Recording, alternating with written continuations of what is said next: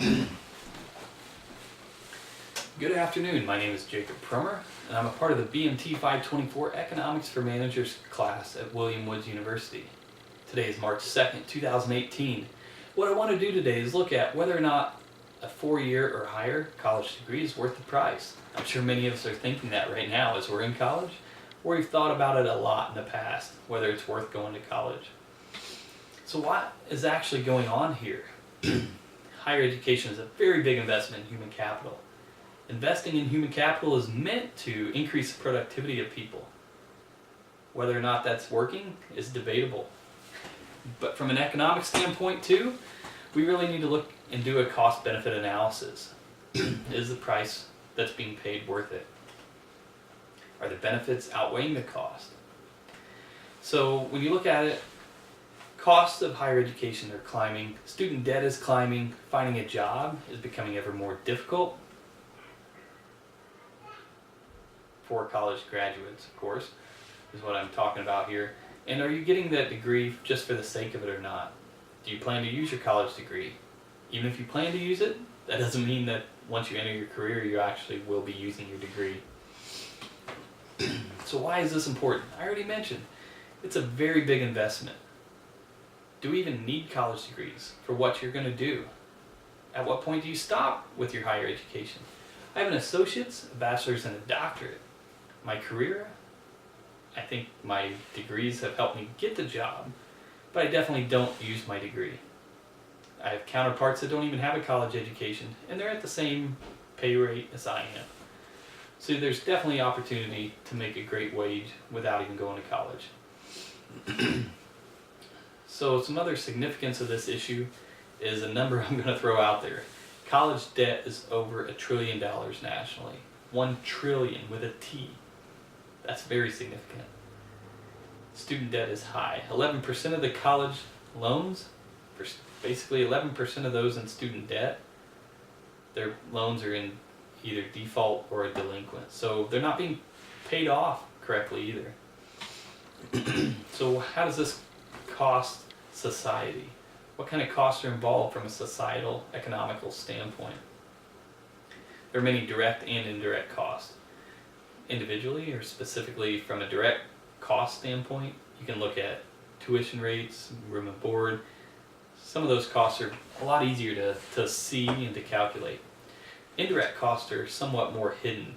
An indirect cost could be that opportunity cost. If you would have entered the workforce and started making money right after high school, or if you start spending the money, that really increases that gap because you're spending money on a college education versus making that money. Another cost to society are the billions of dollars every year being funded by the government to the universities or to the higher education system. Billions of dollars. This isn't free money. Government loans, government grants, it feels like free money, but it's not. There's no such thing as free money. So either now or later when you enter a career and start paying taxes, you're going to be paying for this education, or at least for the education of the next person that's getting a college grant. Now, another cost to society, when you get hired, there's a significant cost involved from a time and money standpoint into training you. You think you're ready to work, you think you're ready to enter the workforce, but you're still not fully trained. So maybe we should look at training some of these people while they're in college. Now with any debt, we talked about the debt, with any debt there's a significant amount of stress. So there are a lot of people out there in college debt. The stress level would be high. That's definitely a cost to society.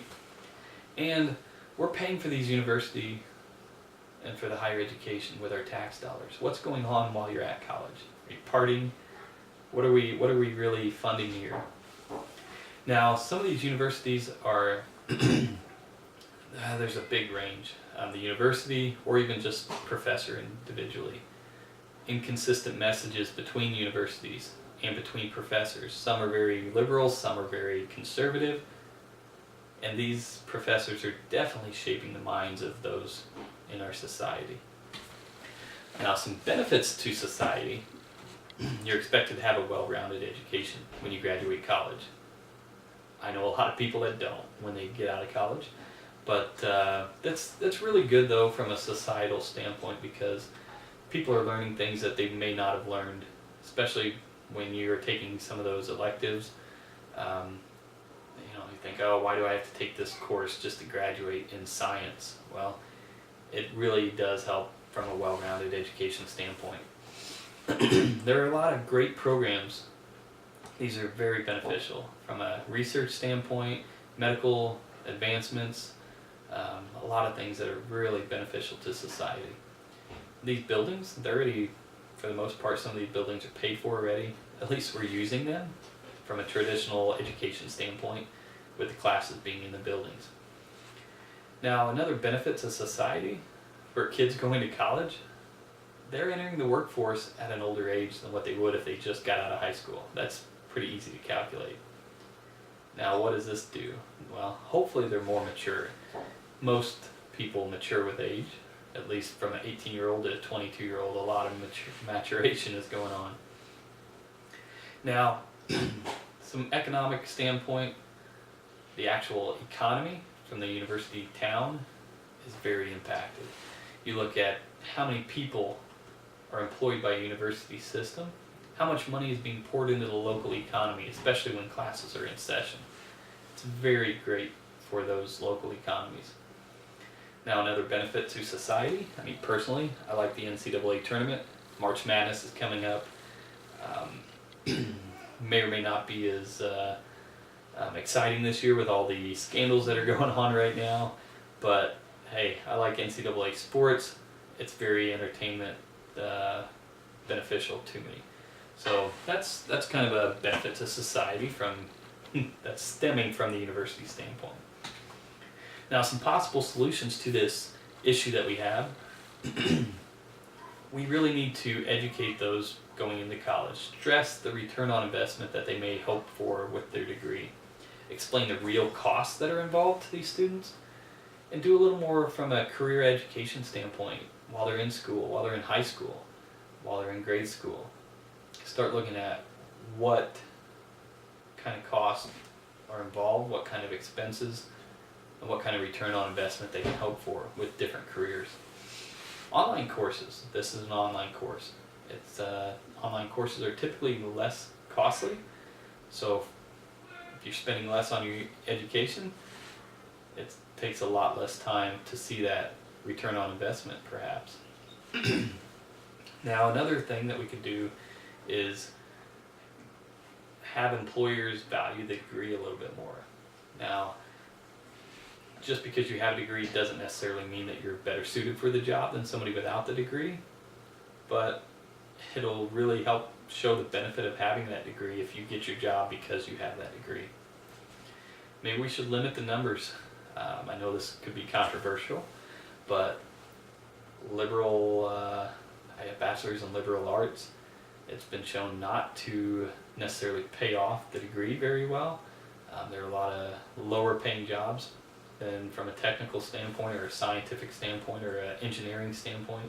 Engineers definitely make higher wages typically compared to a liberal arts and science or liberal arts degree. So maybe have fewer people going into certain degree programs. Now, one real solution I feel is parents really need to have a talk with their kids and their children, help them understand really what's going on, what kind of costs are involved, and what kind of career they may want to do, or what they need to really focus on after high school. Some short-term implications for some of these solutions, though. Universities may have to adjust for different programs needing to be increased versus maybe decreasing enrollment in other programs. Students may start switching majors. That's already happens a lot.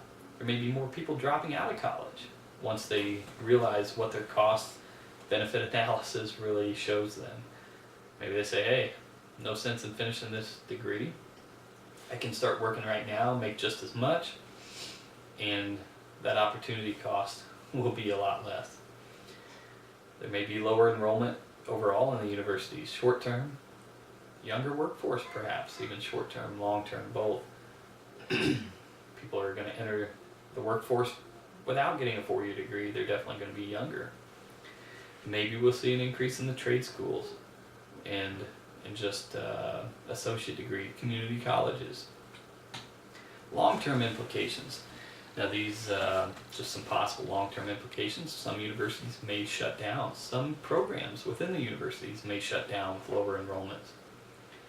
Maybe less graduation shock. And what I mean by this, students are more prepared depending on their training and depending on their education on what to expect. They may be more prepared to enter that workforce or to realize, hey, it may be tricky to get that job after graduation.